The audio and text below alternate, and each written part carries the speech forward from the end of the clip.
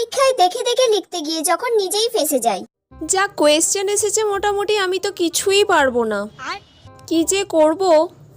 বাবা, দিশা এবারে ওরকম খাতাটা খুলে লিখছে, কি ব্যাপার? ও তো ওরকম খাতা খুলে লেখে না, নিশ্চয়ই আমাকে দেখাবে বলে ওরকম ভাবে লিখছে।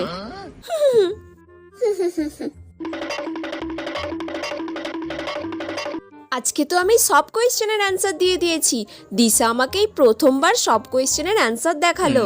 দিশা মনে হয় খুব ভালো মেয়ে হয়ে গেছে। রে দিশা, আজকে তুই ওরকম খাতাটা খুলে খুলে লিখছিলিস? তুই তো সবসময় চাপা দিয়ে লিখিস। হ্যাঁ, চাপা দিয়ে লিখে কি করব? আজকে তো চাপা দিয়ে লেখার কোনো দরকারই ছিল না, কারণ 4টে সেটের কোয়েশ্চেন হয়েছে। তোর কাছে যে কোয়েশ্চেন পড়েছে আমার কাছে তো সেই কোয়েশ্চেন পড়বে না নিশ্চয়ই, কারণ আমরা দুজন পাশাপাশি বসেছি। কোয়েশ্চেন যখন এক নয় তখন চাপা দিয়ে লেখার কোনো দরকারই নেই। বলে আমি যে ওর খাতাটা পুরো কপি করলাম, আবার পরীক্ষায় ফেল।